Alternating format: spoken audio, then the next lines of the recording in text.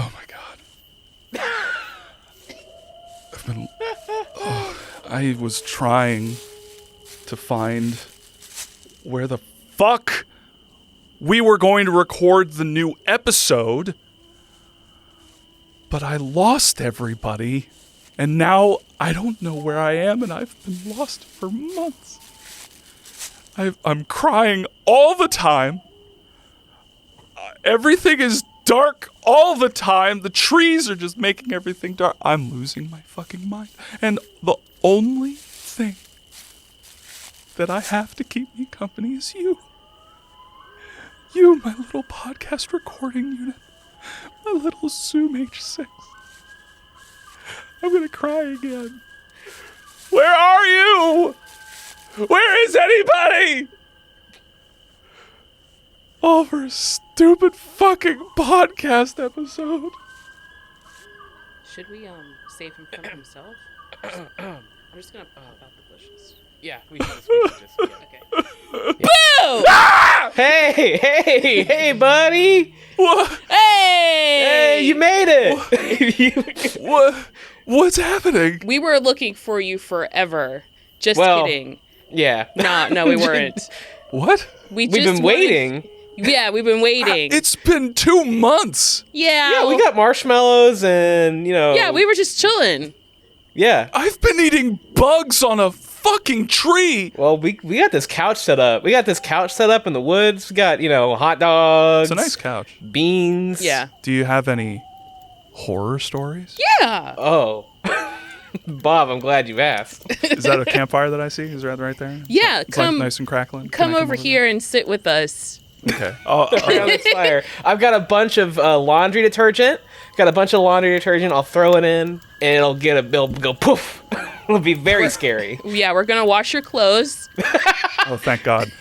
What little clothes I have on, they're basically rags at this point. It's been. There's also let a me mini iterate. It's been kitchen. months. I'll make us some s'mores. We basically are totally set up here, Yeah. and I'm not sure why you were out there for 2 months. I'm not sure why you guys didn't just tell me that you were here. I guess we forgot. Well, you say tomato, I say tomato. Let's call the whole thing off. You want me to call off the months that I've been lost in the fucking woods? Okay. Hey, can I have some of that laundry detergent? Yeah, sure. Yeah. Thank you. Don't drink it. I can sense you want to drink it. I know you're frustrated. It's powder, so it's going to be hard to do, but You give me some water, I can mix up the water. you can mix it in. But check this out, y'all. While I was out there, I was thinking about a scary story. You want me to it's a really nice roaring fire. I think I can throw some of this laundry detergent in there and we can. I mean, you were out there suffering for a really long time while we were totally not suffering, so. I'd say you've earned it. Yeah. We'll give you a break, buddy. Thank you. I'm gonna die. Well, we're all dying. Well, you better hurry up and tell us the story then. When you put it like that. Okay. Submitted for the approval of the Midnight Podcast Society. The tale of the bonus mini-sode. Oh god, the couch is on fire! Oh god! Oh, shit! Put it out! Oh, Pour the laundry detergent, throw it on, and that'll work. Oh fuck! It's gotten worse! Run! We're gonna get lost again. Never. No, I'm never gonna get lost again. We gotta wait it out. We gotta wait it out and discuss an episode of Are You Afraid of the Dark? That's a good idea. We'll just wait it out.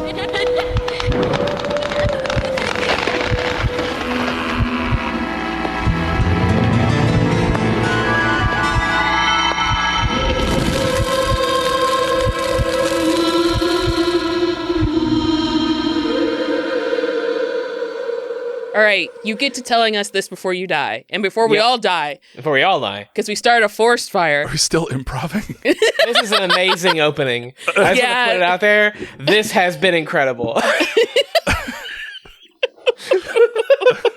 Why isn't this a show? Oh, you be careful saying that. Rachel will agree with you immediately. It's true, even though I'm terrible at improv, I love to RP. I love to RP. All right, y'all. Hey, we're back. Yeah. And we're changing things up just a little bit. Because we realized that last time our Goosebumps episode got really, really long. Almost 3 hours. Strangely, the more boring the episode or the book is, the longer we talk. Funny how life is like that. Funny how life is that way. We decided because when we were originally watching that episode, Mario had the great idea, or listening to that episode on Goosebumps, Mario had the great idea because that Goosebumps episode, The Curse of the Mummy's Tomb, does not have a TV episode. He was like, hey, let's watch an episode of Are You Afraid of the Dark? My favorite show ever. I said those exact words in that exact way. I have perfect recall. Uh-huh. So he recommended we watch a very similar episode of Are You Afraid of the Dark as to the Curse of the Mummy's Tomb, The Tale of the Guardian's Curse. And I got to say right off the bat, I'm Bob. Right next to me is Rachel. I'm Rachel. And Mario. Hi, it's me, Mario. I'm the cool ghoul who's everybody's pal. I don't know if it still works for Are You in the Dark. No, you got some ghouls in there. Yeah, I guess there is one ghoul. Oh, yes. Oh, yes. Strangely enough, the book has the word mummy in the title, but no mummy. And this one doesn't have a mummy in the title, but definitely has an actual mummy. In fact, there's like one. There's only one. There's whatever. There's a prominent. There's a mummy. There is a in prominent this episode. That this is a good thing to point out is how very different these two pieces of mummy media are, and how children. one is clearly superior to the other. Yeah. Yeah. So yeah, let's go ahead and start talking about it. Unless anyone else has got something to say, like maybe I don't know, Mario has some like historical stuff to talk about. Do you want to talk about Are You Afraid of the Dark and like what it was? Absolutely. I do have that. Let's go. Which I'll be honest, this one was easy. I just pulled this one from Wikipedia. Don't worry about that one. Didn't have to pull together a lot of historical notes on this one. So Are You Afraid of the Dark? It was a horror anthology television series that was produced by YTV in Canada. I knew it was Canada. I knew it. The scent of Canada is all over this episode. And it smells great. Yeah. It smells like maple bacon. Yeah, piney. And it's distributed by Nickelodeon. You may remember this. It aired on Snick. Mm-hmm. It ran from 1990 to 1996. It's a good 6-year run. That's pretty good. Yeah. The pilot aired on Nickelodeon on October 25th, 1991, as part of a Halloween special. Man. Although if you were in Canada, you saw it on Halloween in 1990, so they got it a whole year earlier. Wow. And it was on Halloween. That's pretty cool. And on Halloween. I mean, Nickelodeon pretty close. Mm. So, Are You Afraid of the Dark revolves around a group of teenagers who refer to themselves as the Midnight Society. And I'm going to tell you right now, amazing concept. I love it. Right? It's so good. So good. I, as a child, watching Are You Afraid of the Dark, which absolutely terrified me. Same. And Yeah. I think, if I'm being honest, is scarier than Goosebumps. Are you kidding me? Yeah, absolutely. Certainly the TV show. Yes. There was one particular episode, if I'm remembering correctly. Dead Man's Float. What? I'm just going to predict you're going to say Dead Man's Float. I don't know if that's the one. It was the classic story of the girl who is a ghost, but like the boy spends the day with her and then goes to her house. Oh, I think there might be more than one of those, but yes, I know what you're talking about. That was the first time that I encountered like that specific story, which will become like every single ghost story ever told. At a certain point, it's just like so many of them are that story. Like, oh, I knew this person, and then they weren't real. They had died 10 years ago. What? That episode of Are You Afraid of the Dark is the first time that I encountered that, and it's just there's so many of those stories now. So I think part of it is that Are You Afraid of the Dark is very definitely aimed at an older audience than Goosebumps. Yeah. Like, by which I mean, and I don't mean much older. Right. I just mean that if Goosebumps' target age is 11 to 12, based on its protagonists, Are You Afraid of the Dark is clearly aiming for like 13 to 14. like the actors in this show are definitely teens. Yes. They are not preteens. They are definitely teens. Mm-hmm. And they are doing teen things. Like, there's more talk about, having watched many episodes of Are You Afraid of the Dark, there's more talk about dating. There's more talk about, like, actual, like, relationships in Are You Afraid of the Dark. And also that means that, like, I think that the threat of the monster in Are You Afraid of the Dark can be more serious. Like, people die for sure in Are You Afraid of the Dark. Like, that happens. Right, yeah. Even if not, like, in the episode, or not, like, graphically dying. They definitely are either implied to die or did die. Yeah, I feel like Goosebumps handles death strangely, because sometimes characters die. Like, in rewrites of Monster Blood, the twins. Yeah, and I guess Welcome to the Dead House. Yes, yeah, exactly. But it's inconsistent, and sometimes they treat Jovial Bob treats death as, like, not a thing. Like, it's a threat more than an actual thing that exists. Yeah, I was just thinking about, like, Dead Man's Float, which is one of the more famous episodes of Are You Afraid of the Dark, in which a very scary skeleton haunts a pool. But it opens with, like, a child dying. Whoa. Like, we gotta see this. drowning in the pool. Holy shit. Which is... Are we going to have to do a Are You Afraid of the Dark podcast? Yeah. I mean, I'll do it. I'll watch more. Don't you better believe it. But like, and then like the episode like very definitely has two characters end up dating and like in a apparently physical relationship, which is not something that Goosebumps would do. Also, it goes with like the Friday the 13th, like the lifeguards making out and the kid drowns kind of thing.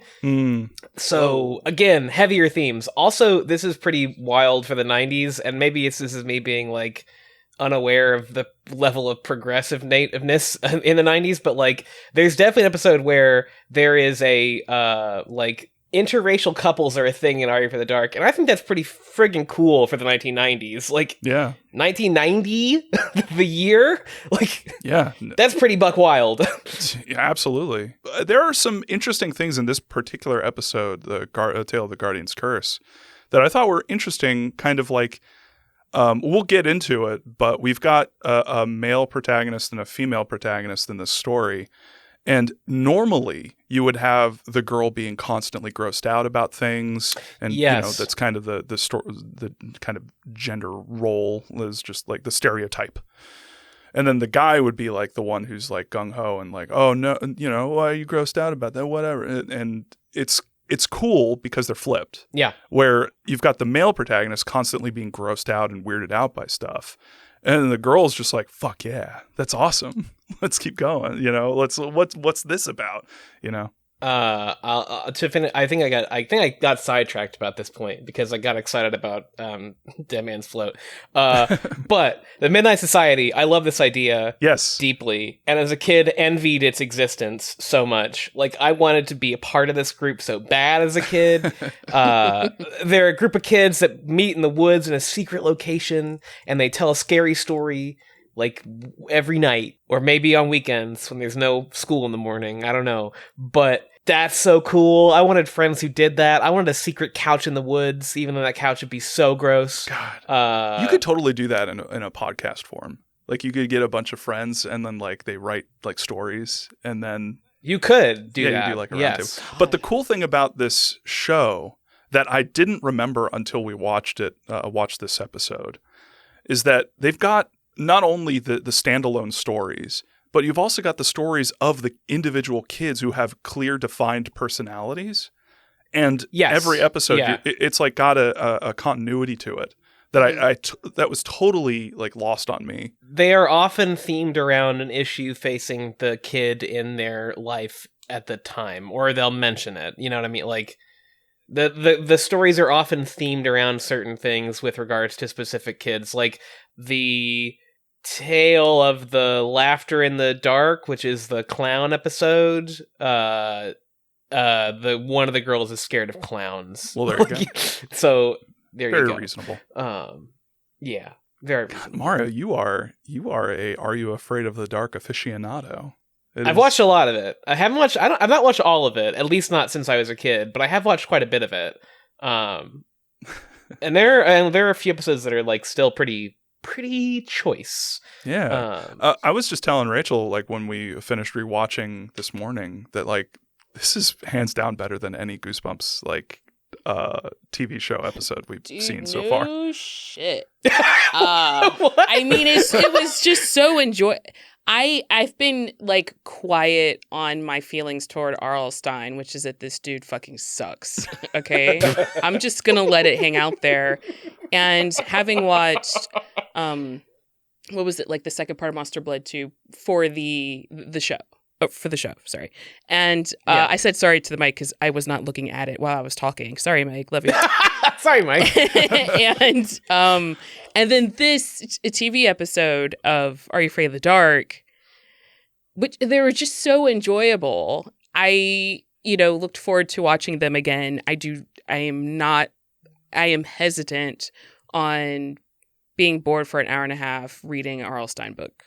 I'm just going to put it out there. These are so fucking good, even as an adult. Rachel, you just got to hold out hope that Let's Get Invisible is another banger. You just got to hold out hope that Let's Get Invisible is going to be an absolute banger. I'm going to cross my fingers. At some point, we're going to get to Haunted Mask. At some point, we're going to get to Haunted Mask, and you know that's good. Haunted Mask, classic. Like it's good. Not classic, like, oh, that's a classic Goosebumps book. That's a classic horror story. That is it's true.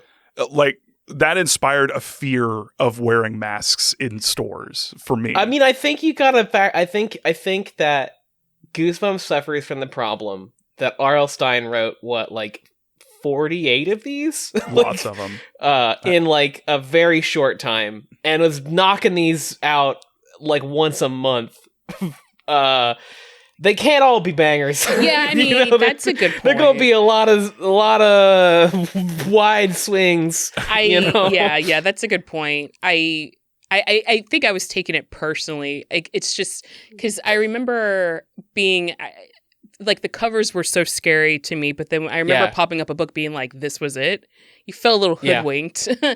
But as far as I get that, I mean, yeah, as far as the show goes, there's multiple writers though.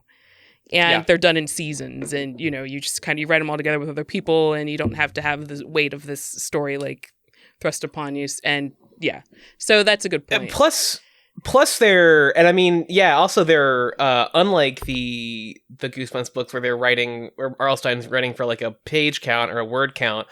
These have to be like really tight stories. So, like, the thing on the cover, if they had one, has to be kind of the thing in the show. Like, whereas R.L. Stine can spend 13 of 15 chapters not talking about a mummy because he has to fill time. See, yeah, and that's what I was thinking too. But when I think about the most recent story that he did, where he just kind of, like, the story starts in the middle and he just threw all this shit, it just seemed like, well, if you just took out what you put in the beginning, started where the story started, and then just kept going to some sort of, just fucking pants it till you get to some sort of resolution. It would have been better than what the hell he represented. I was thinking when we were like doing that, and I don't know why, I think I forgot to mention it, but I was thinking that you could actually, like, the way that story is structured, it could be, you could just take Alien versus Predator and just switch it and just have kids being there, and then the aliens and the predators are like mummies, and that's it. That's your story. Like, the way that it starts, like, they just really quickly, even Alien versus Predator knew, we gotta get to the aliens. A predator and an alien there. The predators. Yeah. Well, it's funny. It's like that comic that I sent in the Discord that someone made. It's like a 2-page newspaper comic of Curse of the Mummy's Tomb, and it literally is the entire story in like 6 panels, and it doesn't need to trim anything. Like, it doesn't feel rushed because nothing happened. Right. Oh man. So, is that it for talking about? That's my backstory. I mean, you know, it's a quick one. It's a quickie. But that's what we're talking about. If you remember Snick, if you're a real 90s kid and you wanted to sit on that orange couch And if you were like me and you hid behind your own couch when the Are You Afraid of the Dark Oh. intro came on, Oh yeah. because it was too scary, then you know what we're talking about. I closed my eyes and I stuck my hands over my ears. Yep. Because that shit's scary. And we had it turned on this morning. Bob was like turning it on. It's still scary. Yeah, and I was It's like, so God good. damn it. That's literally I watched it at 3 a.m. last night and was like, oh, fuck you. Dude, I have my first note in my notes is the intro is legit scarier than anything in Goosebumps. My first note is intro is still scary as absolute shit. Which, hey, you know what? This is a great segue. Let's talk about that intro. Yeah. What's in that intro? What makes that intro so scary? That fucking doll. Yeah. No, man, Fucking it's that, gross. It's that creepy singing. Oh, Oh yeah, well I that's love it. That's a given. It's very like faintly melodic. Like it's not really even a song. It's more just like a mood piece. It's a Halloween music CD being played. Like that is doing it a disservice. I'm trying to be very positive about Halloween music CDs. Okay, all right. That's important context to know. Mario enjoys I like spooky sound CDs. Yeah, in the car when he's driving to work. He's constant. He's got that haunted house music. That would creep me out. If someone pulled up to me and they were just playing like haunted music in their car, I'm like, I'm getting the fuck away. Pulls up next to you, window down, and you just hear like.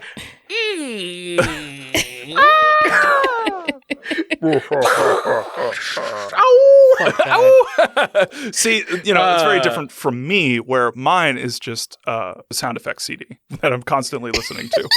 Glass breaking car.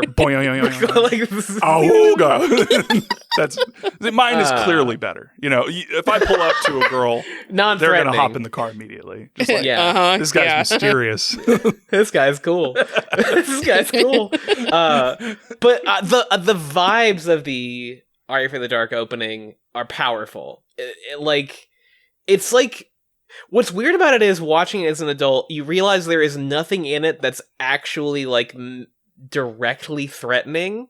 Like it's just like an abandoned swing set in the fog, a boat on the shore in the fog, like going through a creaky screen door in the fog.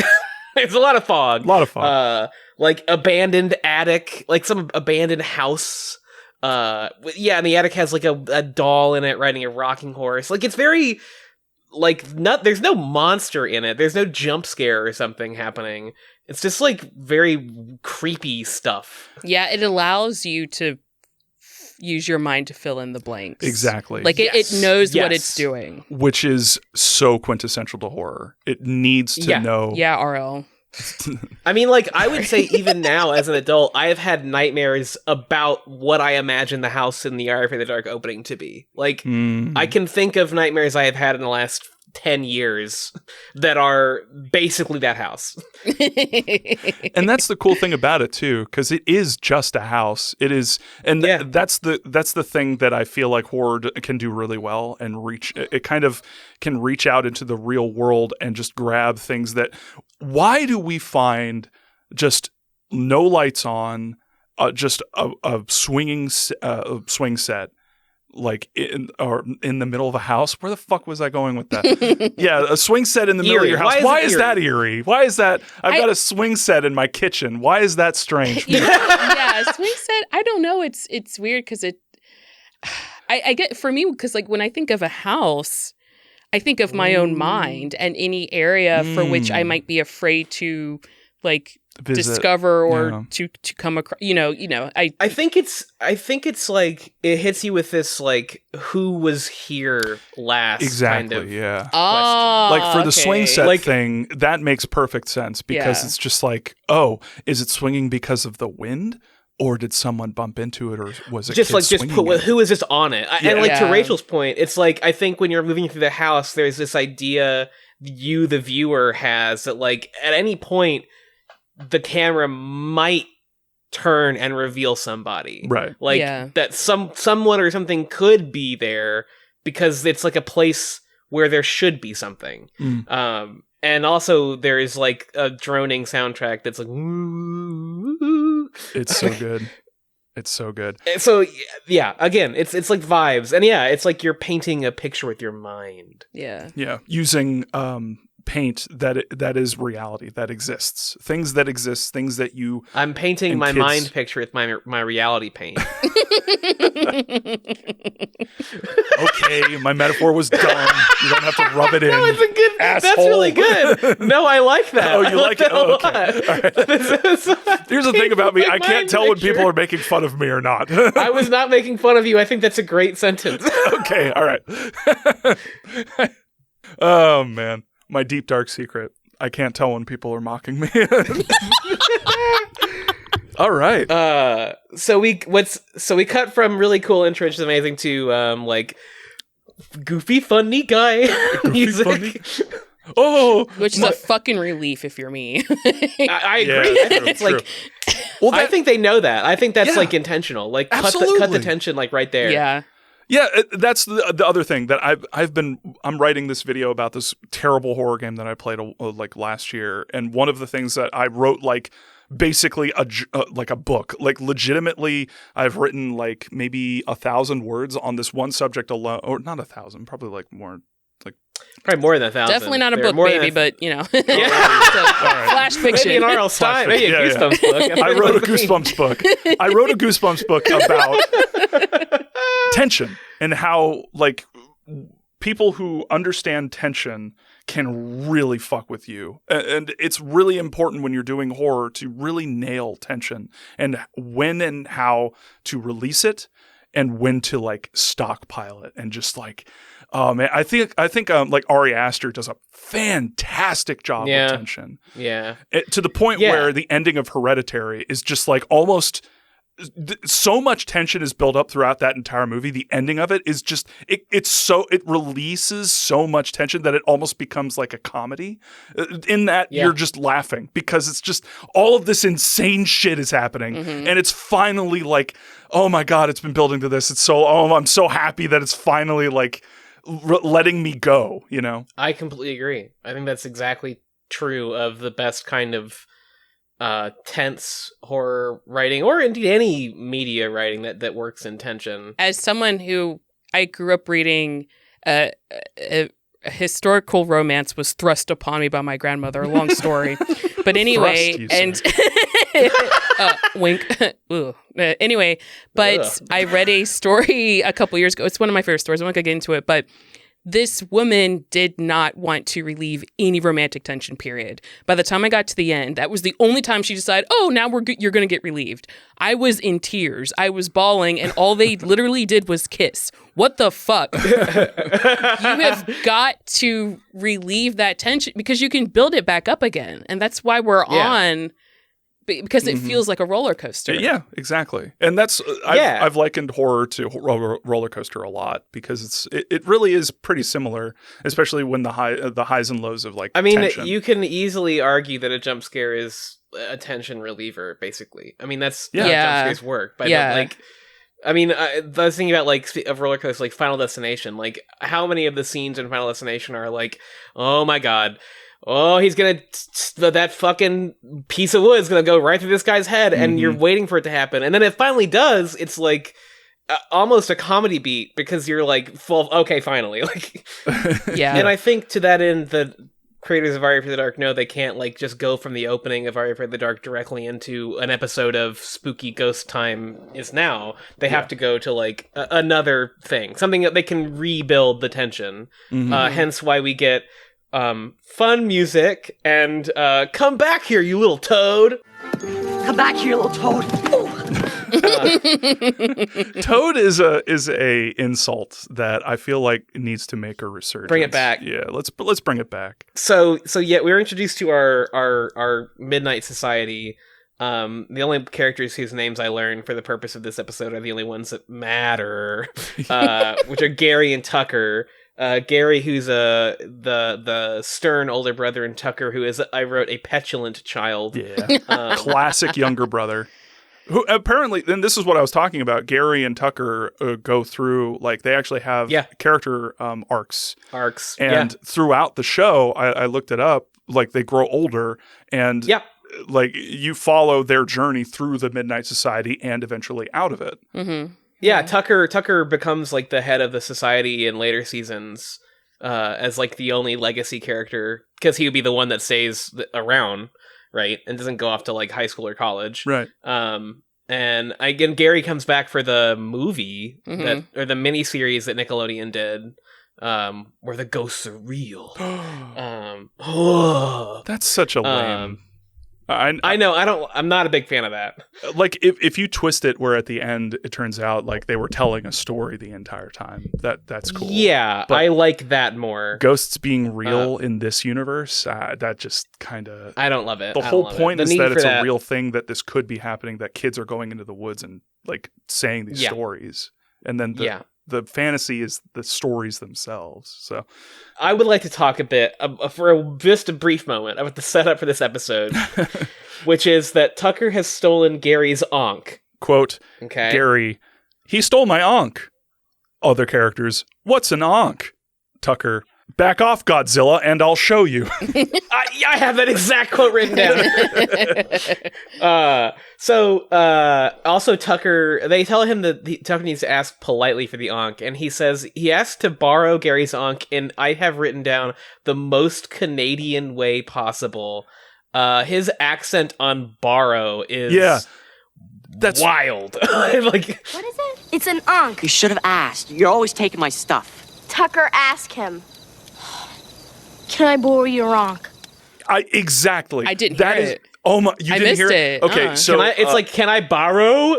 No, he was like borrow. Borrow. Can I borrow your ankh? That's why I said at the beginning, intense. like, of course this is Canadian, because when he said borrow, I was like, Canadian. This is absolutely Canadian. It was the exact same inflection of sorry. It's like borrow. Yes. So Tucker goes into this monologue, and I think this monologue is absolutely hilarious because he says of the ankh, quote, "It's an ancient symbol that everybody knows." Tucker, in the last 30 seconds, you have established that literally no one except you and your brother know what this fucking is. So this story is not going to work. This story is going to bomb. Then he says, "It means life," which is true. "My story is full of ancient symbols, but you have to know how to read them. Like the ankh, it means life, and that's good. But you have to be careful, because sometimes life can be far worse than anything you can imagine, including death." Now, okay, so then life is not good, Tucker. Yeah. In this. Yeah. Life is good, except when it's death. It's not. Yeah, except when it's not. Also, I just really quickly want to go back and say, and I have a thing in my notes. You got to appreciate a friend who will just grab anybody when you tell him to at a moment's notice. Yeah. Because the older brother, what was his name? Gary. He was like, grab him, and then two of his buds immediately like grab Tucker and like hold him up. I would know. I don't know if this is significant or not, but the larger boy that grabs him, he and Gary tell like a split story in a two-parter episode of Fire for the Dark. Oh, cool! Like they share a story together. That's right. So they may be pretty close buds. Real buds. Real pals for life. They're story pals for life. And then we do the classic submitted for the approval of the Midnight Society. Classic line. Amazing. Everyone knows it. Incredible line. Mm-hmm. And they throw a bunch of laundry detergent on a fire and it explodes.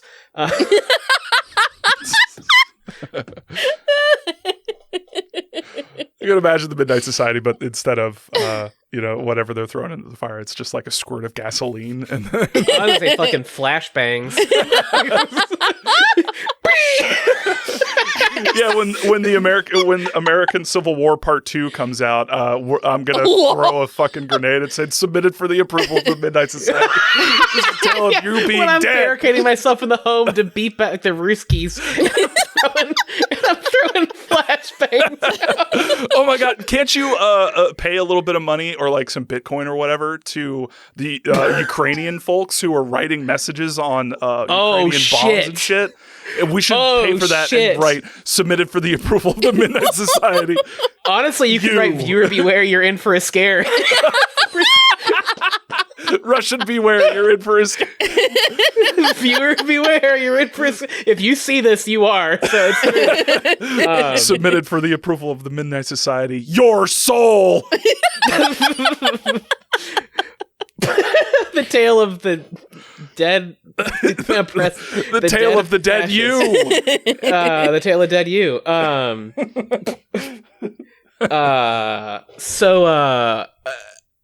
So this is in Canada, this show, would like to note. But we open on a construction team in what appears to be the basement of a museum. A paper mache museum. Yeah. And they are very Brooklynian Canadians. Yes. Oh, yeah. It is Canadians doing a real good New York accent. Yay! They're complaining because there's a wall that's not on the blueprints. Yes. That there's not supposed to be there. And so, as any good construction crew does, they just like break that fucker down.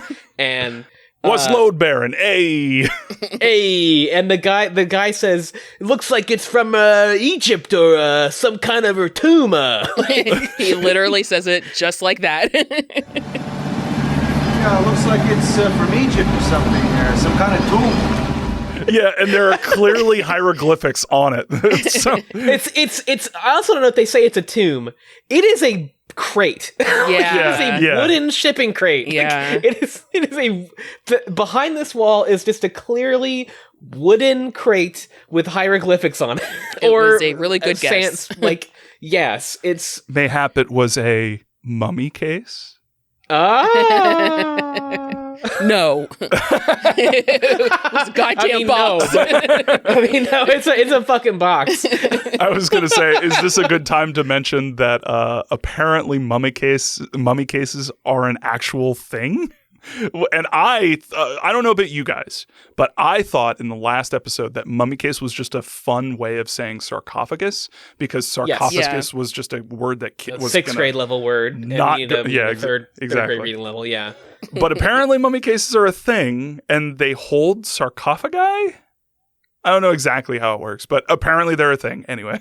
However, after learning this, I did look up what they were to see if maybe R.L. Stine was correct, and the answer to that is no. Yes. R.L. Stine is still wrong about what mummy cases are. He's using a correct term, but the stuff he's describing are very clearly sarcophagi. Yes. Like, they are stone coffins containing a mummy carved with the relief of the mummy's face on them, whereas like a mummy case is made of like, was it wood? Like wood or like papyrus, like right, yeah, like thickened papyrus. Like it is not a stone case carved thing. Like it's a thinner container. Yeah, exactly. So still wrong, but he is not making the term up. Yes. So which is what I thought. So that's all I wanted to say. Like, I thought it was just a dumb, in our defense, like, mummy case. does not sound real. It sounds like it sounds like something someone made up. Like someone had to have made that. Like they see it and it's like, it's some sort of mummy case over here. And it just do we have a word for this? Mummy. Mummy case? Mummy vase. Does that work? Mummy box. Box of mummy. Put that mummy in the mummy box. Speaking of hilarious New York accents, quote, ain't these things supposed to have curses on them or something? Ain't these things supposed to have curses on them or something, huh? Get out of here. You watch too many movies. You watch too many movies. Yeah, you watch too many horror Get movies. out of here. You watch too many horror movies. And then immediately they drop the crate. Immediately the forklift driver fucks up. Yep. And then our sarcophagus appears. So there is a sarcophagus in there. Yes. I wanted to note, I think I would note at this point that like this show is shot so differently than Goosebumps. Yes. Like it looks so different Mm-hmm. from Goosebumps. I can't explain it. I don't know what exactly it is. I don't know what they're filming on. It might be the nature of what they're filming on, but like Goosebumps looks like a Fox Kids show. Do you know, like, Yes, this is it looks like you're watching it on a Fox Kids. this is a problem that I see a lot. Get PBS vibes. Yeah. And I love PBS, but yeah, it feels like local Yeah. when I think Yeah. Goosebumps. There's a clear, Yeah. marked difference between different types of video cameras and lenses. And people vastly underestimate the cinematic quality that you can get from different types of cameras versus others.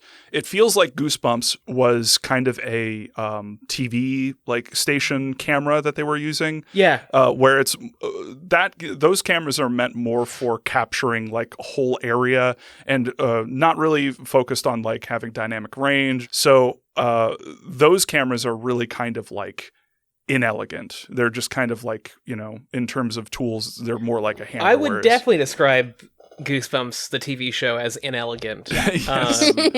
I don't mean that as an insult. I mean, I guess it is an insult, but like that just is the way the show is. It's not Yes.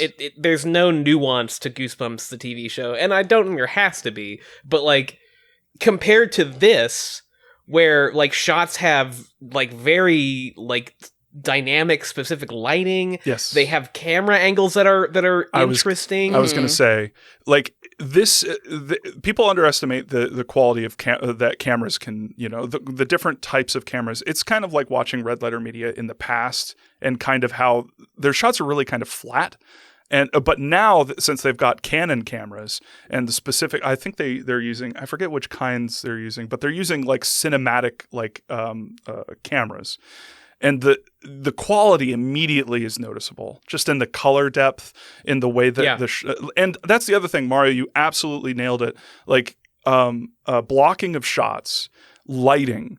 These are very simple things. Just lighting alone can completely change a shot. And it really feels like, when I say that, Goosebumps is kind of shot like, it's a news station crew that's like out just shooting these things because, that's the only thing that they have, and all their experience is shooting live shots. That's what I kind of mean. It's not only the camera, it's also the fact that the lighting is pretty much like as it is. They just come into a scene and they're like, oh, it kind of shot documentary style, I guess. They just take it as it is. There's no texture to Goosebumps episodes. Right. And there's a lot of texture to this show. Yes. There's a lot to like, and the blocking of the shots, the way that, the shots are, and where I was going to go is more Monster Blood was the closest that actually, Goosebumps has gotten to Are You Afraid of the Dark so far. I would actually very much agree with that. Yeah, I mean, not just in the shooting, but also definitely not the prop department. Holy shit! But then again, Are You Afraid of the Dark? These are some crazy. Some of the props we'll get to. Holy shit! What the fuck? They're not good. That doesn't make any sense.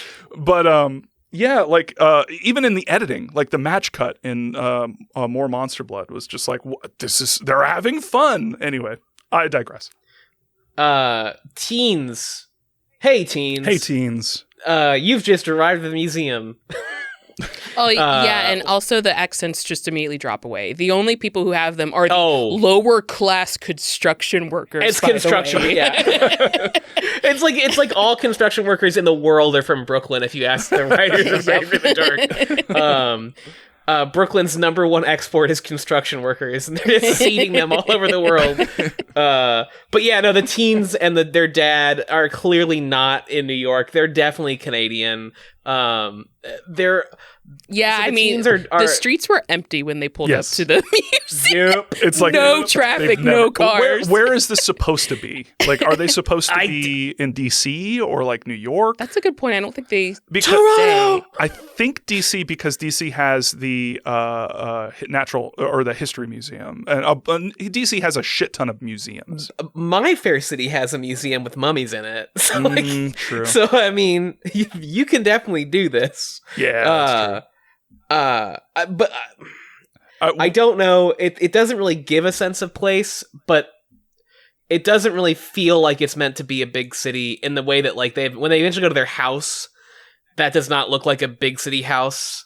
You know what I mean? Like Yeah. that looks like we're meant to be like in the boonies kind of house. I don't know. I didn't get that vibe. I got like sort of the suburbs like right outside the city. I think of Washington, I D.C. guess, and I yeah. think of like a lot of the suburbs that are right outside, and there are these houses that look like they have a lot of shit in them.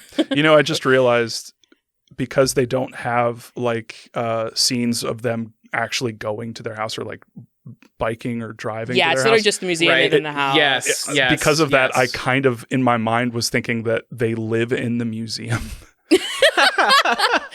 It kind of feels That would be way. cool. I would also say the streets in the city they're in are really like wide and empty, which does not feel like an American city. And maybe I'm just imprinting on this show, but like the way that the scene is shot when they come to the museum, as you said, there are no cars anywhere, Right. and it's just like it doesn't look like a big city. Like Yeah, no. I don't know what I don't know what it looks like. I don't know. It's like bizarre. It's like an alien world, Canada. The city is a mystery. But it's Josh and Cleo, our main protagonists. Josh and and our narrator, Cleo, you say. Cleo. You might notice. Cleo. Yeah, Interesting. and also the very Egyptian name of Josh, absolutely. So the Pharaoh Josh. listeners, you might be confused. These are Josh and Cleo, and their dad is The professor, who is the head or kind of the second in charge, I guess, of this I don't museum. know. I don't even know what he's a professor of. Like Egypt. of stuff. I think more than Egypt. I think it's stuff. Like Things. Paper mache. he's and our narrator lets us know that their mom is dead. Yes. Right off the bat, and that the professor knows a lot about ancient stuff, but not much about taking care of kids. Wah, wah, wah. Yeah, the dude's a workaholic. He's Yeah. a workaholic. Yeah. They're in fact supposed to be going on vacation on a ski trip, but he's been called to the museum. We know because they found the sarcophagus, but the kids are like, wah, wah, Dad, we want to go to the mountains and go skiing or whatever. Stop being such a square. They're under the impression that. Oh, what were you going to say? Well, it's the kids are dressed. They're all dressed. yes. They're in the car. Yes. They're supposed to be Yeah. heading toward the ski place or whatever, and it's just like, no, I'm gonna Yeah. make a pit stop. It's Yeah, no, they're clearly going skiing like right now. Yeah. Like they've got really thick ski jackets on. Like they're ready to go. And in Which is- fact, I forget that. Oh, we should definitely mention who the actor is for. What was his name? I wanna Josh? say Josh. Yeah, Josh. Josh? We know who that actor is. oh, like Pete. He was like Pete and Pete, right? And then also like, Yes. hey, dude. Yes. Or Salute Your Shorts. Yes, I do Salute Your recognize him. Shorts. Yeah, yes. That is. Oh, wait, he wasn't Pete and Pete. Those are two other different redheads, I think. No, yeah. Sorry, redheads. I get y'all confused. Oh, whoa. Oh, yeah. Danny Cooksey. There he is. He's not listed under the story cast on the wiki. He's listed under special guest star. So that He is a special guest. He's a very special guest. That kid, it really brings back memories because he is like, I associate him explicitly with my childhood. No, he has Oh, a very yeah. 90s TV actor look. And I think it's because he was on a bunch of stuff. I guess it turns out he's also like a pretty prolific voice actor. Yeah. It looks like he was on a bunch of stuff. He was, yes. Holy crap, he was the voice of Montana Max Yeah.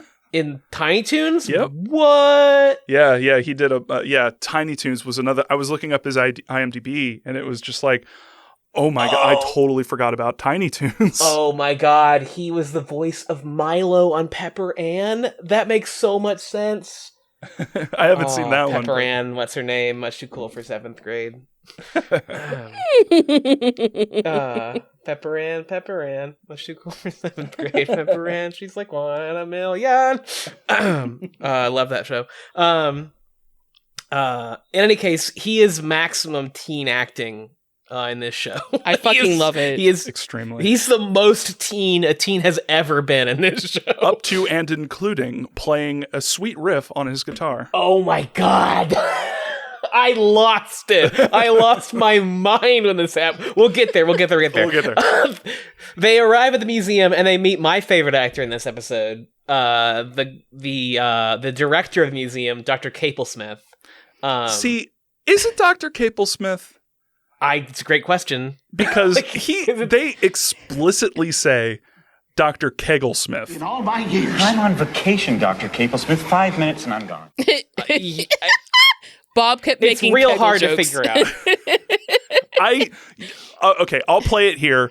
It is listener, decide for yourself. It's driving me insane, but his name changes halfway through this show. It does. I do think that. He's That like halfway through they just change the way they're saying his name. I don't know why.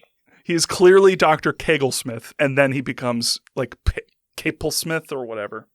I love him because he is so excited. He's like a kid in a candy store. He really is, yeah. And this actor is like going all in. And what I learned is this actor is like a character actor in a lot of Westerns, and does not talk like this normally. He's like a very gruff, like. Does he have serious like man. a accent like He this? he talks like this. Oh, he talks. Does he play a banker? Yeah, maybe. And he was in This dude is the most Wild West Deadwood. banker motherfucker I have. He was in ever Deadwood, and he may have. But what he sounds like in this episode is the mayor from Blazing Saddles, who says, "Never mind that shit. Here comes Mongo," and he's like that all the time. He's like, "You won't believe what we found. This is the most exciting discovery I've ever seen." And he reveals to the professor the sarcophagus, which the professor immediately is like, "Shut the fuck up and let me look at this motherfucking sarcophagus. Shut the fuck up." Like I think need to get in there. I think Kegelsmith is like talking to him, and the professor is like in front of him, and he just kind of like waves him, like puts his hand up, like shut It's like hand over mouth, like shh. Snowboarding is canceled. Yeah. I literally have ski trip canceled. The sarcophagus is from the Egyptian Temple of Light, which was robbed in 1921. Not real. Nope. Obviously. It looks like shit. Oh, there is that. The face is not good. They, bless their hearts, they couldn't pull this one off. Look, you gotta make a mummy so that you can like dangle cords off of it and like make it look like it's moving. It looks like something you would paint in your 4th grade art class. Yes, like I couldn't paint that. if you ever did like the paper mache masks of yourself, mm-hmm. and then had to like figure out skin tone using paint, like it looks like that, like where someone thought, well, okay, skin kind of looks like wood, right? like if you get like a nice mahogany, like that's the mummification process. It makes your skin turn into coffee. Ski trip canceled. Yes, Josh says no vacation, no skiing, no life. And he also keeps smacking his fucking lips. Yes. And he won't stop doing it. I never noticed that either. Wow. He's like no vacation, no skiing, no life. Are you guys lying? I'll play it right here. He does Listener, it you all the decide for time. yourself. No vacation, no skiing, no life. It's really very noticeable. I'll make sure to emphasize the smacking too. I'll like increase the decibels of it. So it's like no Increase it skiing. as he does it. No. Yeah, like it needs to get higher with each time he does it. Okay. Perfect. I don't remember. Well, it happens. It's gross, and it's gross. I have in my notes here. Also, there's a clear theme here. And an understanding of what being a bad parent is, which is pretty cool in a kids show. Yeah, I mean, very clearly the dad is prioritizing work over his kids. That's very definite. And we go to his office. The director's like very excited because he's gonna open an exhibit. It's gonna make a lot of money. However, the dad does note that this is stolen. Yes. And like you really can't do that.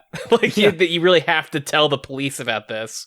The Egyptian authorities, I should say, because I'm sure that the police in Brooklyn, Canada, don't be like, I don't know about that. Hey, these things got some kind of curse on them. Hey, get out of here. Pulls out their taser and starts tasing the sarcophagus. Also, I just want to mention real quick in this scene where the dad kind of gets excited, really excited. Excited enough to completely forget about his kids. He actually shoves past Cleo. He kind of knocks her out of the. Did you guys catch that? Mm-mm. Oh my god, it was so I didn't funny. notice that. He got so excited he just kind of shoved her out of the way real quick. It was extremely good. I mean, he's a bad dad. But I did like in the lab where Josh is just pouring shit out of beakers. Yes. Into other beakers. It's so good. So teen. Which so cool. Okay, again, to go back to what does the dad do?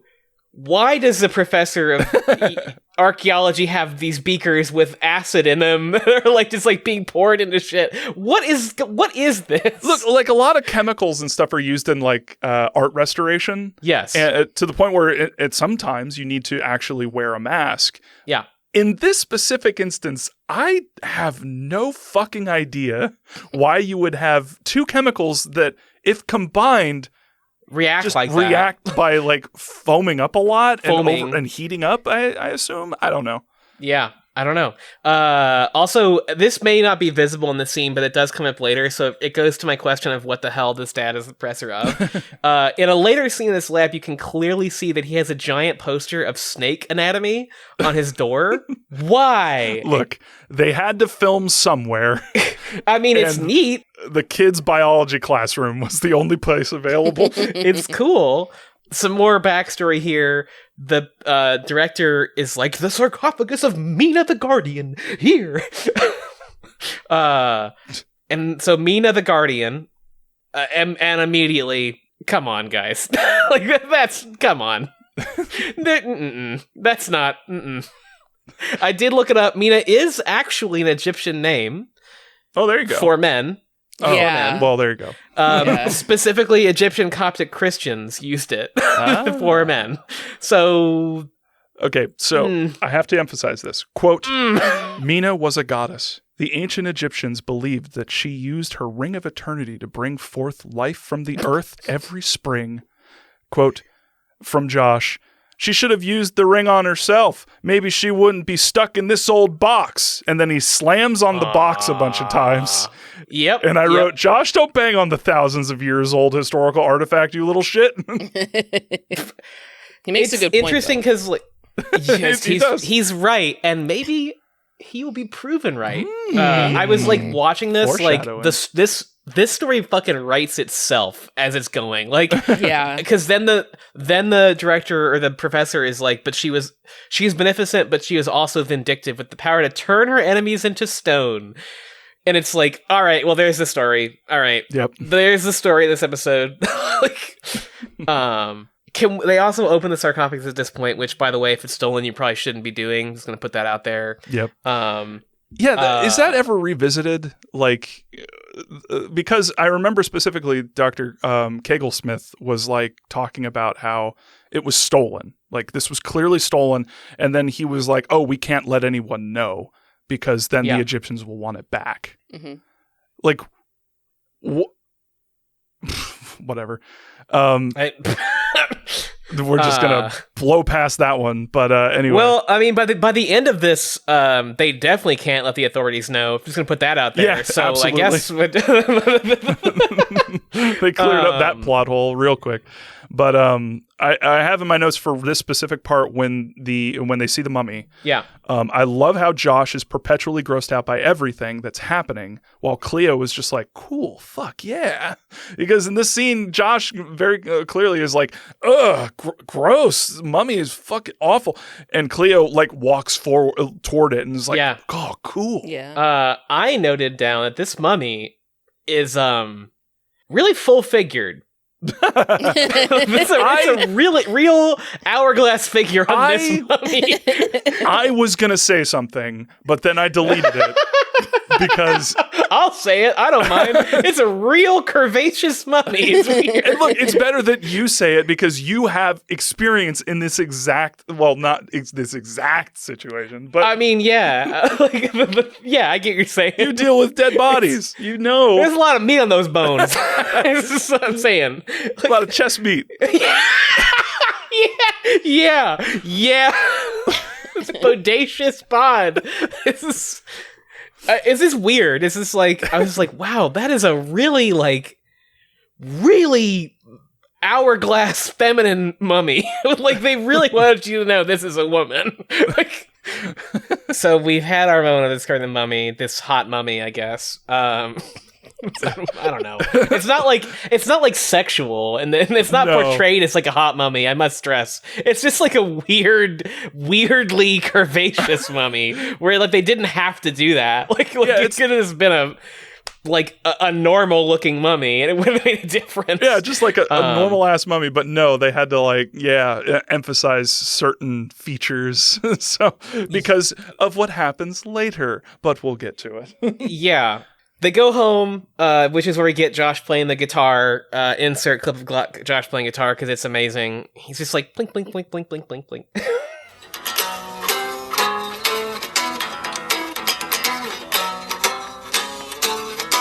Yeah, no, he's actually playing it. So Cleo made Dad dinner, and Josh is like, "Don't feed him. We're gonna starve him out." Yeah,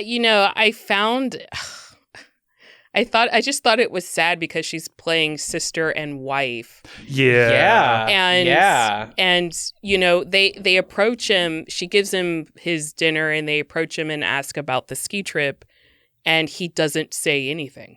And he just completely ignores them. Yeah, he just ignores them, and they walk away, and Specifically, they're like, so about the ski trip, and the dad goes, Yeah. And doesn't even look up at him. And and then sends them to go do work. Yeah, it's like a resign. Like, they don't even argue with him. Yeah. I think that if it were me, I'd be like, Dad, let's just I think I'd be fighting with my.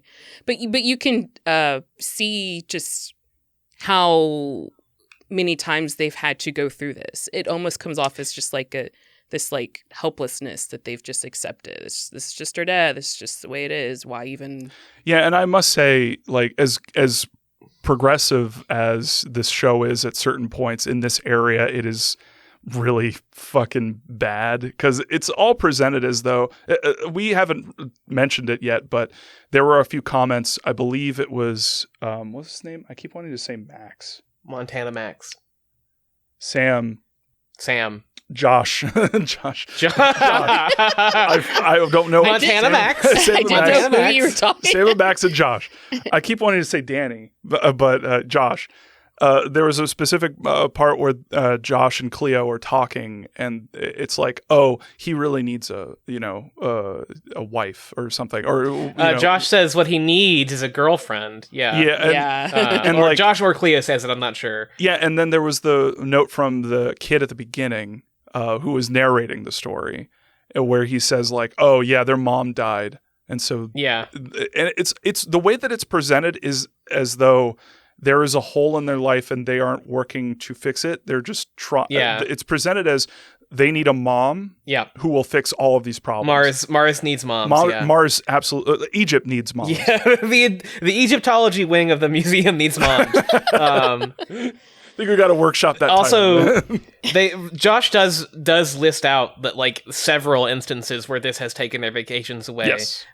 Which it's man, bad timing several times in a row. That's pretty fucked up.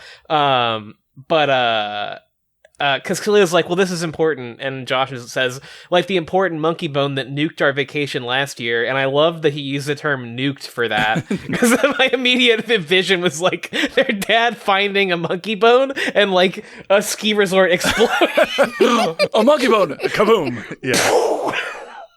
But I did think man, what the fuck? This is wild. My more 2022 thought was, it's wild to think someone could just cancel their whole vacation like this.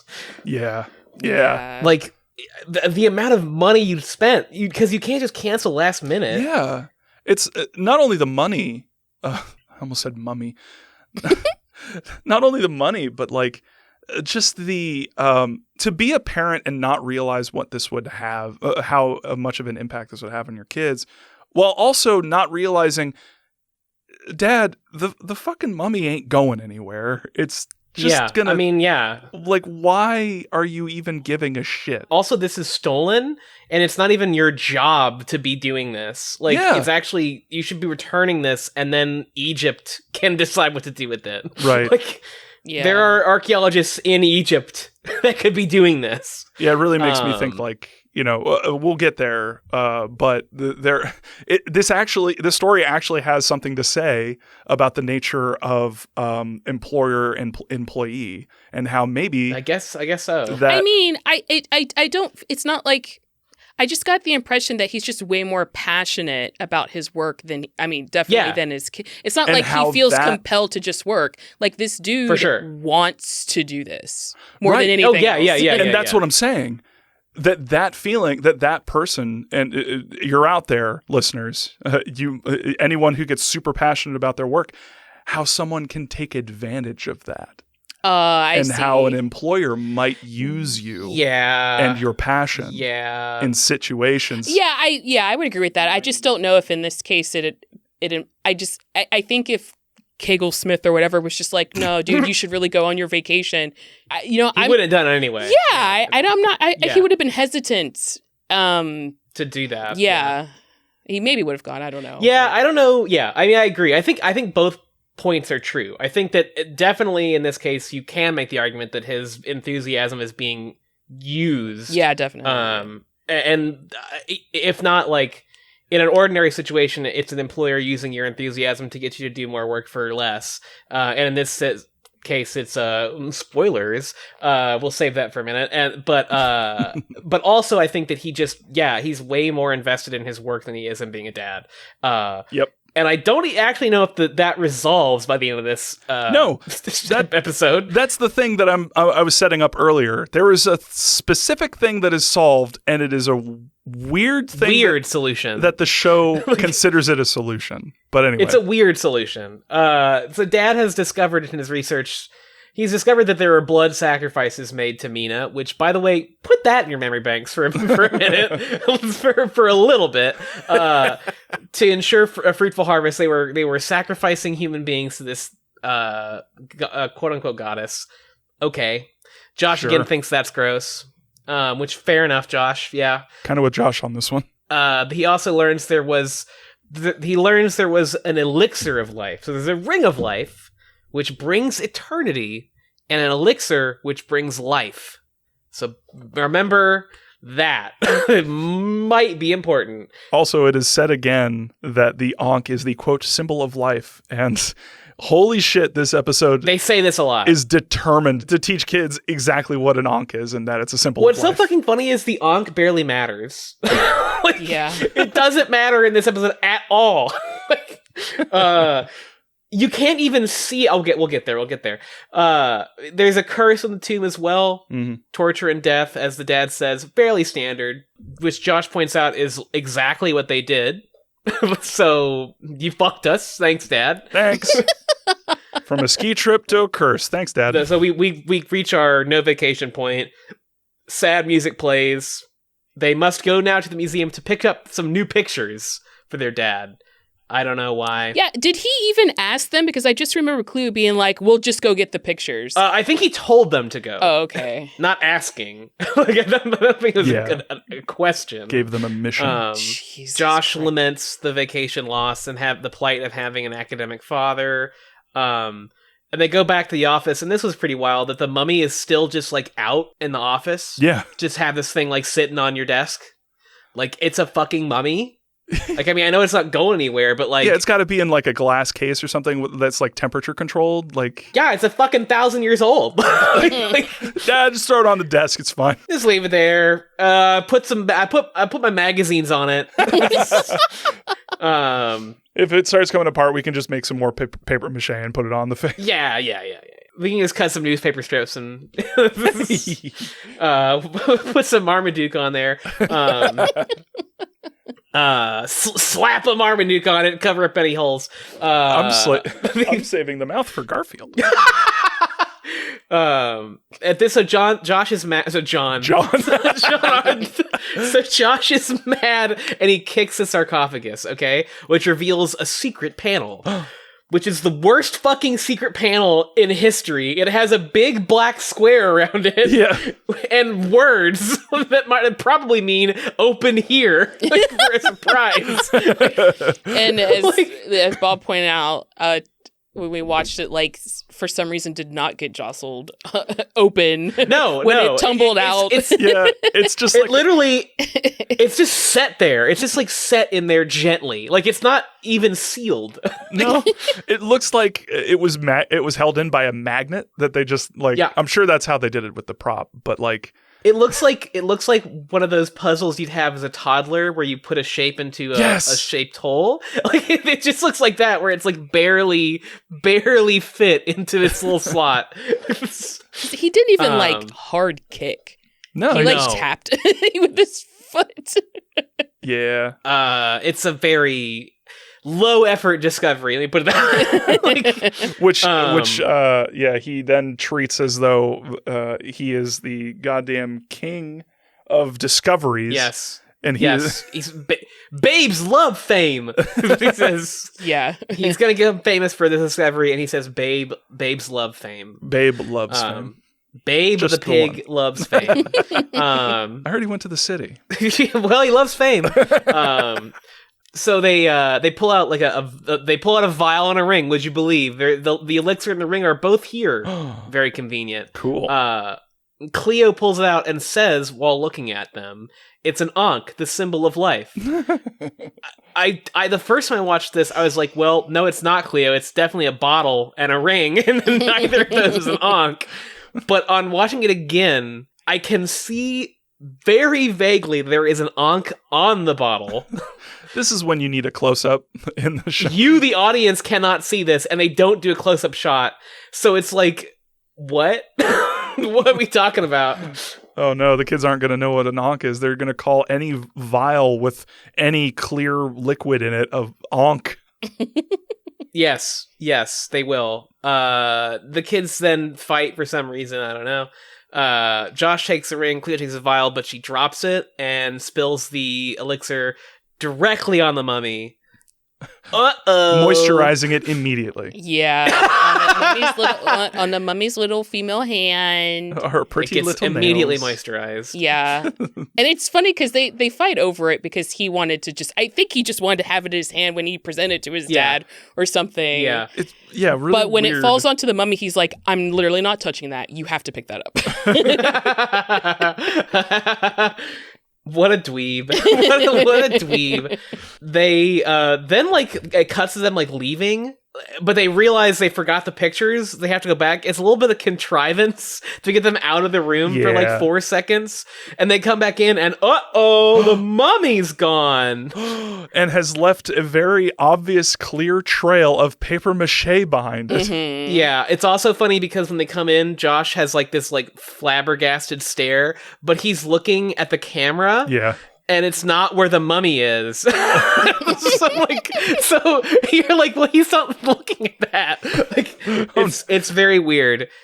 Like, because then they pan the camera down to where the mummy is absent, which is not where his eye line is. They gave Danny some improper direction. They did. I mean, it's not. It's just funny. It's just goofy. Yeah.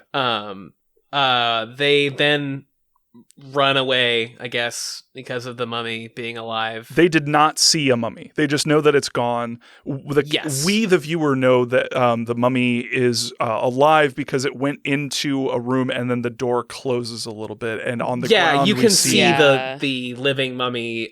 There is clearly a mummy. The mummy is clearly alive. Yes. So then we go to their house. They go to their house and find it burgled, plundered, purloined.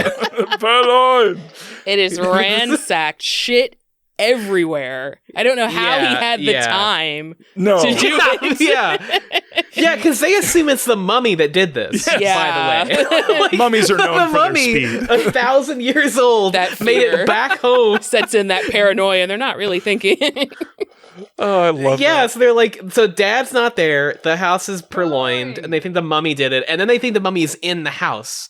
Yes. And we get the fun doorknob jiggling scene where they hold the door and the doorknob's jiggling, and they're like, "Go away!" Which Yes. As if must the be- mummy speaks English. Yes.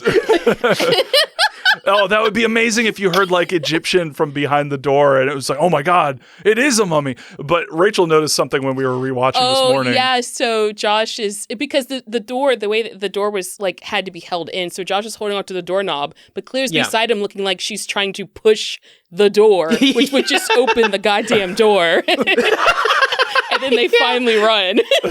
Yeah, I did notice that like sometimes Josh and Cleo did not coordinate what they were doing very well.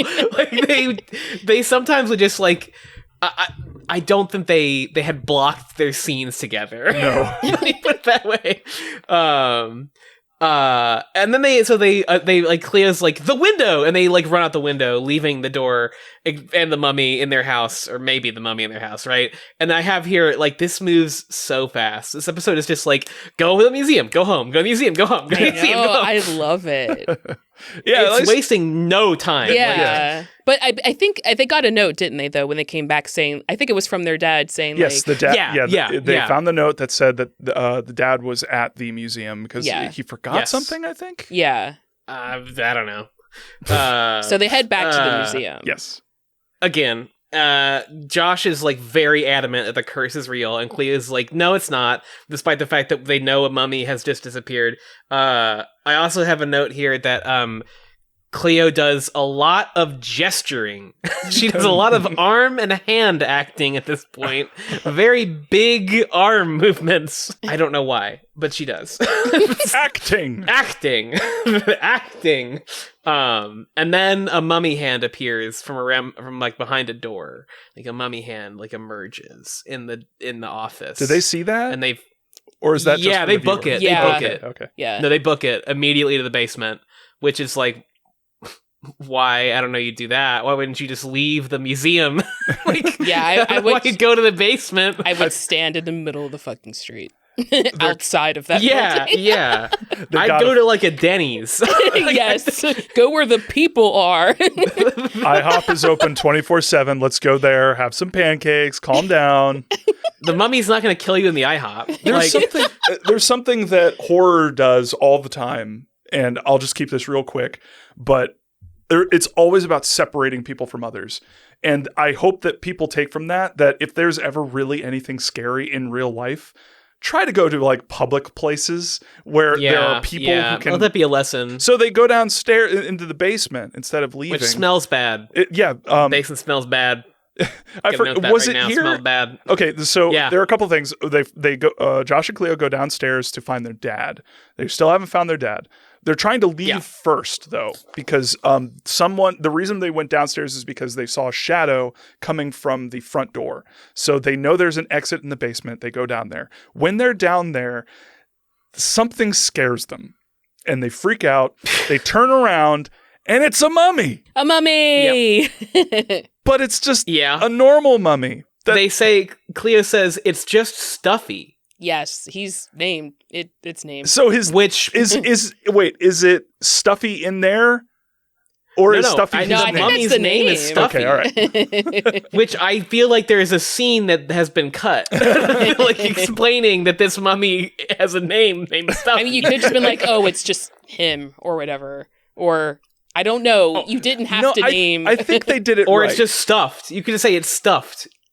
You didn't have to say it's stuffy. I like the idea of the Or mummy just, like- having a name, but I mean, I don't yeah, know it does about signify that like Stuffy. they are very familiar. Like if Yes. Leo Yes. has named this, like how many times have they Yes. been to his work or whatever? No, I you know what definitely, mean? I definitely get the vibe from that we are meant to assume these kids spend a lot of time in this museum. Yeah. For sure. But I do feel like there should have been a scene where that was established. Yeah.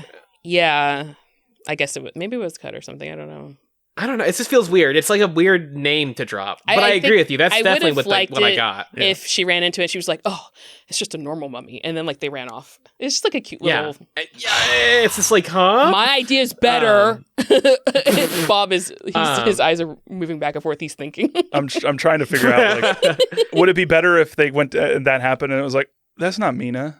Okay, let's go, or something like that. I don't know. I'm legitimately workshopping this in my head right now, and I'm. Trying I feel to tell like myself, it should be. Don't do that. Oh, Stop it's it. just stuffed. Would be fine if they just said it was a stuffed mummy. Oh, how about this? They go down there. They freak out. They scream. You show the shot of the mummy. They both kind of stare at it for a little bit, and they go, "Yeah, it's not moving." Okay, it must be a good That's one. also fine. That's also fine. And they like skirt around it. Yeah, exactly. Physically. Yeah, that's there you go. That would be fine too. Yeah, Workshopped, done. Workshop. Moving on. Fixed it. They find the fire exit, which is locked. That's bad. You shouldn't do that. Yeah, don't do that. Don't lock those. Especially in a basement full of shit that could easily get caught on fire. Oh, hold on to that. But yeah, Josh, God damn it. also, Josh specifically says, who would lock a fire door? Which, agree with Josh. I agree with that. Well, now we know why. Or I forgot. Yeah. Also, they note again that the basement smells bad. Yes. They note that multiple times. It's a little setup payoff. Yeah, exactly. A shadow appears. They run. Josh knocks over some boxes in the most impotent way I've ever seen a person do that. Like, gently lays a ankle-high box on the ground. like this will stop the killer. Especially because whoever is coming after them can easily just walk around it. There is a huge gap between Yeah, it doesn't even cover the whole space. It's very dumb. And then they like find their dad just like on some boxes. Oh, you gotta tell how they found the dad. You gotta say how. It's a jump scare. It's not amazing. Like the box is on the ground. He like had to have climbed up. Hold on. Okay. Before that, you had they're trying to get out. They're trying to look for a way out. Then Cleo turns around, kind of looks around the camera, looking down, and then a hand just falls right in front of her. A human hand. Yeah. Yes, a normal human hand. She screams at the top of her lungs. And then they realize... It takes her a second. Yeah. It's a beat before she screams, which is noticeable. Yeah. But yeah. And then it's their dad. And as Rachel correctly pointed out, he is... alive? I would hope so. But where is he? On boxes? Yeah. Stacked up. Like really weirdly high. Stacked boxes. Yeah. Yeah, that's what you were saying before I interrupted you. Like you were saying you have to climb them. You have to climb the boxes to get on them that way. Yeah. Like, it's very weird. Weird, yes. Dad, why are you up there? Or not like anywhere on the fucking ground passed out. We could have tripped over you or something. I don't know. They just needed the hand jump scare. Yes. And so they're like, well, put the dad on the boxes and that'll get the hand there. Yeah. Exactly. Like that is the most contrived fucking thing. It's very contrived. In order to have this jump scare, the hand needs to pop in front of her and it screams. Yeah. And so that causes her to scream. But how do we have that happen? Just stack some boxes and put that motherfucker on top of it. Put the dad on the fucking boxes. So they reunite the dad who's alive. And he's like, I don't know what's going on. Yeah, he like wakes up. The shadow approaches them that's been following them. And it's Dr. Kegglesmith. This is Dr. Capel-Smith. No, Kegglesmith. Kegglesmith. Thank you. And he's evil. He's been evil the whole time. Oh my god. In a flashback, we learn how not only a bunch of things happened, but also how the dad got on top of those boxes. He got chloroformed, and Dr. Kegglesmith had enough time before or after he ransacked his office? It doesn't make any fucking sense. He's the most efficient man in history. Yeah, seriously. He goes to their house, okay, since he thinks the dad already found the ring. He wants the Ring of Eternity. He thinks the dad already found the ring. He goes to their house. The ring's not there. While he's there, the kids come home, and he hides in the most obvious place ever, like a foot above their heads on the stairs. And it's like, don't move, they won't notice me. This giant man, they won't notice me sitting here. So they reveal that they have the ring. Okay. Mm-hmm. But instead of getting it from them, he knows they're going back to the museum, so he goes back to the museum before they go back to the museum. I don't know if that means the mummy was at the door or if he was at the door. I'm very confused about that point. Also, he goes before we go further, I want to just inject this in here because at this point, the smell downstairs has been noted numerous times. Yes. And when Kegelsmith is revealed, I suddenly thought, does he smell bad? Is that what they were alluding to? Is that the whole point? Well, so then he got back to the museum, knocked the dad out, who was already at the museum, because as you remember, the dad went home and then came back. So the dad came back the very next day. They literally, like, every single person in this episode is driving their car or riding their bike or walking past each other, just on like opposite sides of the street, and just don't look to their left at any point. And then he had the time to knock the dad out, put the dad in the basement, wait for the kids. Also, spoilers, he has poured kerosene over everything in the basement, which is the smell. That is, that's revealed to be the smell. He also says, and I want to note to the dad, as it turns out, your children are more clever than you. Which, what? Like, did anyone think that? Like, is that a thing we've been thinking? Again, probably something that was cut. I don't think that anyone looked at Josh and thought, this kid's more clever than his dad. But then... Maybe they got into an argument and he insulted him. Maybe. He's like, look at you, you're useless. I bet your kids are smarter than you dumbass. Maybe. I don't know. I'm feeling it in, man. I don't... that works, though. That works. Employers are known to abuse their employees. I mean, that works. That works. So he then, like, threatens them with an unlit torch. Which is so funny to me. It's hilarious, not only because he's clearly, like, this is when he says, hey, I've coated the whole place in kerosene. Yeah. You need to give me the elixir, or the ring. Yeah, the ring. He does not know about the elixir. He doesn't know about the elixir, but he wants the ring. Give me the ring. And at this point, Mario, absolutely correct. He, not a lit torch. Unlit torch. He pulls out. Very easily could the kids and their father bum rush this motherfucker and knock his ass to the ground. They could take he's him. like, one wrong move, and I'll use this. It would make sense if he had like a gun. Could they? This dude is older, he's heavier set, and yet he's faster than all of them. And stronger. He is incredibly fast. He lifted... I don't know. He single-handedly lifted that father and put him on top of those boxes. All the way up there. And then that's like above his own height. Yes. Fully lifted the dad. He like single-handedly threw that motherfucker on top of that fucking... when you want something, you go after it. Well, so Cleo apparently gets the exact same read that you did. It says, give him the ring. And Josh finally agrees to do it. And then they're like, okay, the dad's like, okay, let us go. But we mention like why he really believes that he's going to, I guess, live forever. Yeah, if he wears this ring. Yeah. And I guess Cleo's like, immortal if he does that. Fuck it. I mean, whatever. Well, see, Cleo knows. Cleo's using her brain here. Yeah. We don't know that yet. But so he's like, they're like, okay, we gave it to you, let's go. And he's like, no, you can't go because you'll go tell the cops. So then you watch him take the lighter out and light the torch. Which again, they could just like throw anything at him at this moment. Like, and you would think that he's completely coated in kerosene too, from like, pouring it everywhere, because he poured it throughout the entire basement. So you just shove him, he will catch on fire. He's also got a big coat on that will catch fire. Also, it's a bad plan for him because he would then be in the kerosene-filled, now on fire basement. Exactly. So like. Yeah, it's not a great plan. He's really thought that this ring was just gonna like save him. Oh, that's true. I guess that's true. That's true. Because if you put on, need it. Yeah, if he's immortal, then it wouldn't matter if he's in a kerosene. That's true. Makes no difference. No, that's absolutely true. But before he can do this, Cleo's like, well, at least let us see if the ring works. Yeah. And literally with no thought whatsoever, he's like, okay. He's so excited. He's like, fuck it, you're right. Yeah. Ring on. Hell yeah.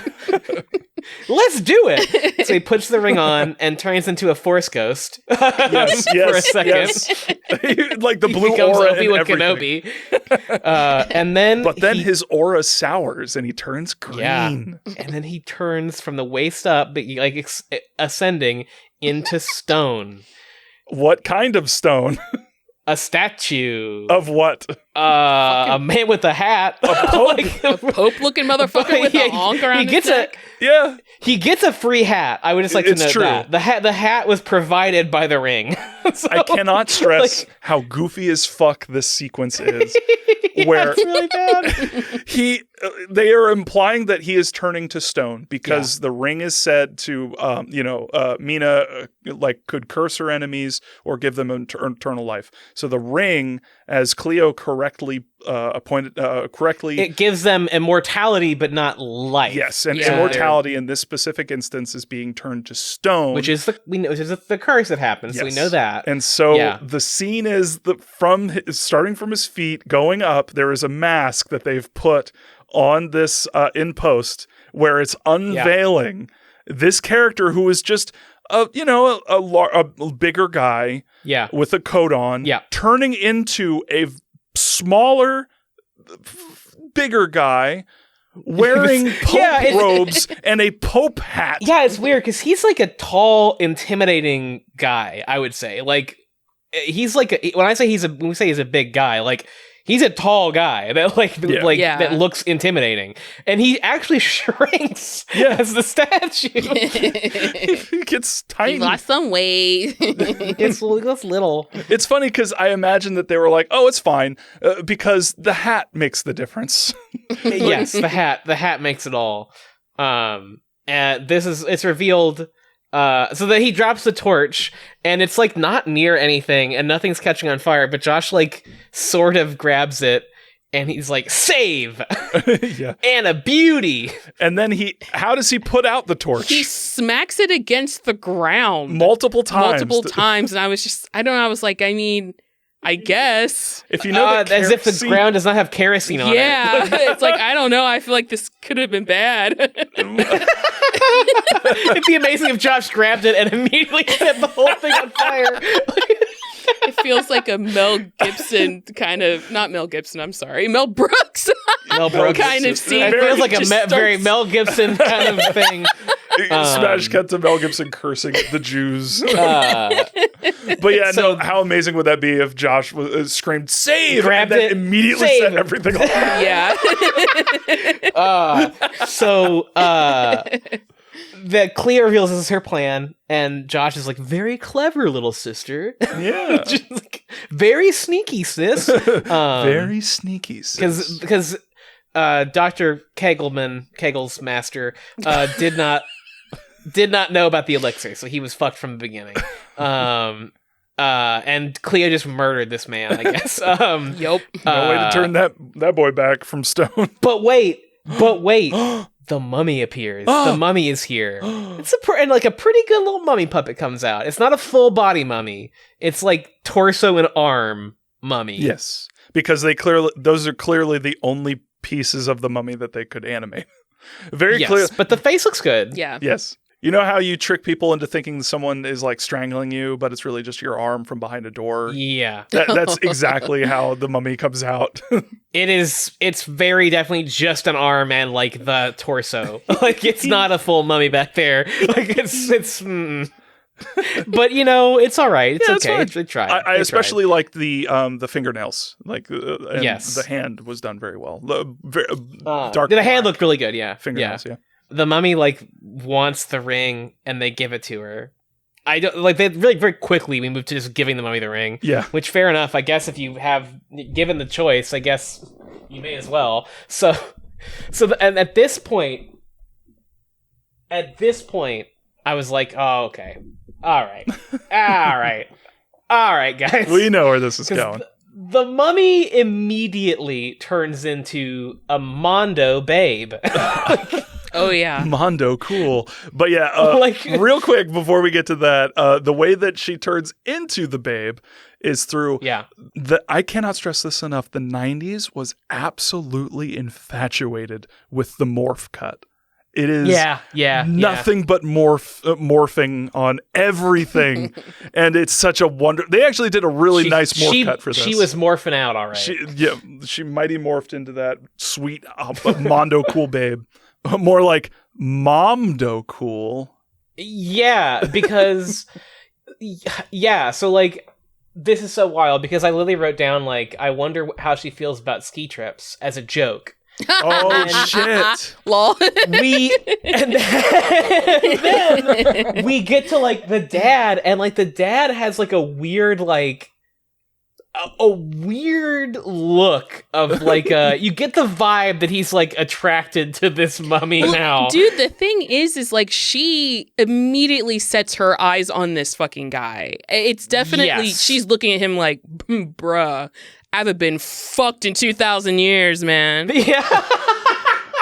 I also want to stress this is just a dad. Like it's not not a hot dad. This is just like the most. If you can picture in your mind a dad, like that also, by the way, is ginger. Not a criticism, just is. It's just stating facts. Like, it's like fucking Nigel Thornberry over here. No, he doesn't have red hair. He has blonde hair, doesn't he? Or like a Josh a dirty. has red hair. Yeah, I mean Rachel. Josh does, but the dad. Rachel. I thought it was kind of I don't reddish. care. I think it's like a dirty blonde. Whatever. Anyway, Okay, he is all right, just all right, like all right. he is a white fucking professor. Okay. Yes. Oh, And he is if a you are white guy. if you are white and have a dad, she's it is still probably looking this at guy. him like, bro, what's good? She's like, hey, baby. And I can what's imagine wrong? she's gonna walk out the city and see a bunch of other fucking dudes available to her. She's gonna be like, I didn't know you just appeared in front of me. I thought this was what all people look like now. Yeah, I'm gonna test this out and this out and this out.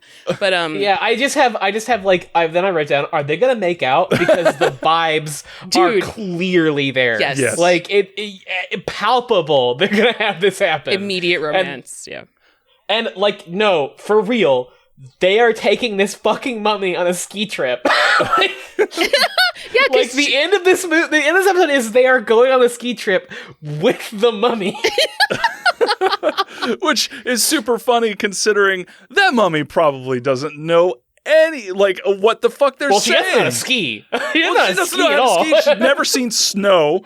And she has no idea what these crazy fucking people are saying. Well, let's think about what what the mummy will have to learn in the hour it takes him to get to the mountains for a ski trip. Okay, What cars are, Yeah. what English is, Yeah. what century it is, what the radio is, what skiing is, what snow is, what Canada is. What Canada is. Also, a little reminder in case you forgot, this mummy was worshipped by blood sacrifice. Yes. Oh shit. So, she expects people to be sacrificed. Yo, this ain't good because I imagined her I don't know, with that husband.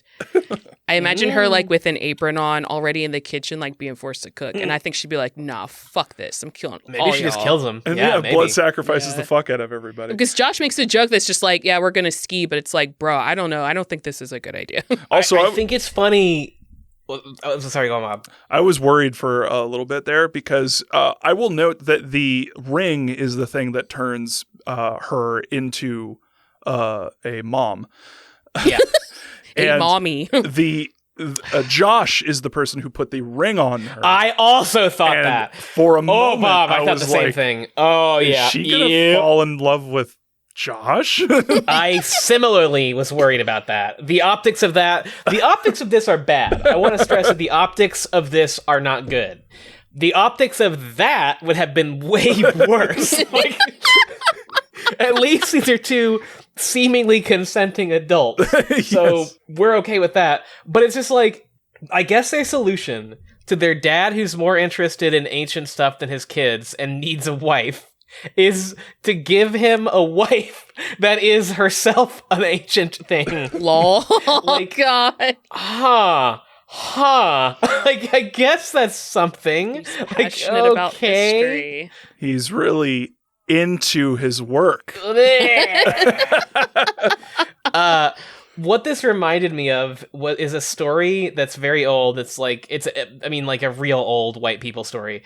Called The Mummy's Foot. No one has read this but me. Sounds familiar. Except some people who may be listening to this podcast who did read it with me. But it's a story about a dude who buys a mummy's foot. In Victoria, like Elizabethan England, Victorian England. I know what you're talking about. And he is like obsessed with this foot, and he has a dream about the foot in which the princess that owns the foot like wants the foot back, and she's like beautiful or whatever and exotic, and he gives it back, and they fall in love in this dream because she has this really great foot. And then her dad shows up and is like, you can't get married because she's 1,000,000 years old. And he's like, damn, you're right. And he wakes up and the foot is gone. But it's like this bizarre, like, white dude fetishizing this dead person's foot. It's so gross. Almost like some white kid fetishizing a hand. Yep. The What's up summoner. with you weird white men? Ugh. Sorry. Yeah. People shouldn't own parts of mummies. I feel that strongly. So this also, we're almost to the end, which I love what happens at the end of this episode. But it's extremely funny. But before we get there, I just wanted to reiterate that this is what I was talking about before, where you have the kind of the show seems to be saying like, single parent families like have something innately like broken, or this one has something that's broken, and the way that it's fixed isn't by the dad becoming less of a workaholic, or like treating his children any better. It's just literally giving him a wife and the kid's a mom, and then hey, everything's cool, everything's great, no problems anymore, let's go skiing. It's not just giving him a wife. If we're getting to the optics of it, it's giving him a like foreign, like ancient, naive woman who this like instantly loves him. It's real weird. It's very strange. It's not great. Like, it's also one of those things where I can imagine a kid coming up with this. So in that way, it's like, it actually makes sense because Tucker's the one who's like coming up with it. So I mean, it's interesting. And the way that the format of the show works, it could be used to say like very interesting things about the characters that are coming up with these stories and why they're talking about certain stories. It's an extremely 90s concept, is what I will say. Yeah. Yes. Yeah. That's what makes me want to criticize it rather than looking into what maybe the writers were saying about Tucker. I'm not thinking about that at all. Exactly. Like this kind of shit happened all the time in the 90s. Like this is one step removed from like the movies about, cavemen waking up and like, just getting into hijinks and shit. This is a step beyond Unfrozen Caveman Lawyer. So speaking of Tucker, so he ends the story. Someone says, so the true guardian's curse was immortality, which, I mean, it's definitely being turned to stone. Yeah. But I guess it is sort of, if you take it very, like, loosely. But the fucking funniest part of this scene is that Tucker just, like, gets up and, like, very seriously, like, walks away. Yes. Walks so slowly into the woods, like very like dramatically, and everyone's like, "Wow, pretty cool story." And finally, Gary's like, "Oh, that little toad still has my ankh." Yeah. So he just walked far enough away and then booked it. It's like he like walked until he was just past the tree line, and then he's just like, so. That was a great episode. Yeah. Maybe we should do more of these Are You Afraid of the Darks? I don't know. Listeners, what do you think? Let us know on anywhere that you can find us, which is for Mario at Tomato Grandpa on Twitter. Yeah. And me, I am at BobVids on Twitter. And there's something that I need to say because we keep forgetting to say it. We have a Patreon and a website. You can find more information about us at youcan'tscared.me, and a link to our Patreon is not only in the show notes, but also on our website.